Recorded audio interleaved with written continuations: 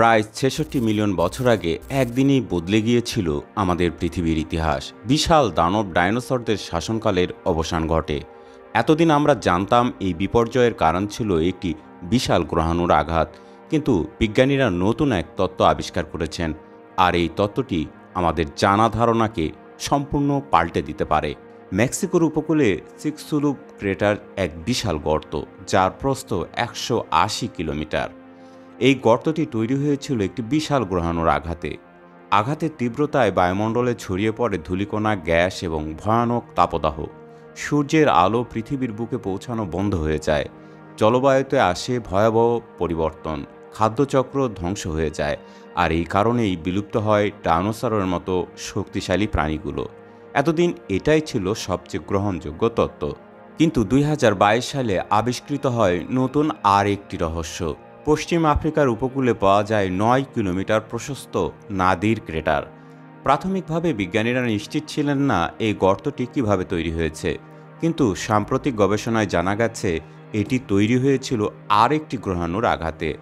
আর সবচেয়ে চমকপ্রদ বিষয় হল, নাদির ক্রেটারের বয়স এবং চিকসুলুপ ক্রেটারের বয়স খুব কাছাকাছি। নাদির ক্রেটারের আঘাত ছিল ভয়ঙ্কর। বিজ্ঞানীরা বলছেন এই গ্রহাণুর আঘাতে আটলান্টিক মহাসাগরের সৃষ্টি হয়েছিল ৮০০ মিটার উঁচু সুনামি। ভয়াবহ বিস্ফোরণে ছড়িয়ে পড়ে প্রচণ্ড বায়ুচাপ, ৭ মাত্রার ভূমিকম্পে বদলে যায় সমুদ্রতটের ভূপ্রকৃতি।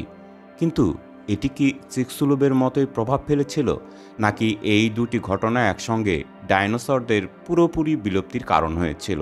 যদি এই গ্রহাণুটি গ্লাসগোতে আঘাত করে এবং আপনি ৫০ কিলোমিটার দূরে এডিনবার্গে থাকতেন, তবে আকাশে সূর্যের আকারের ২৪ গুণ বড় আগুনের গোলা দেখতে পেতেন। সেই তাপদাহে এডিনবার্গের গাছপালা পর্যন্ত পুড়ে যেত। চিকসুলুপ এবং নাদির এই দুটি গ্রহাণুর সম্মিলিত আঘাত পৃথিবীতে নেমে এসেছিল চরম ধ্বংসযজ্ঞ।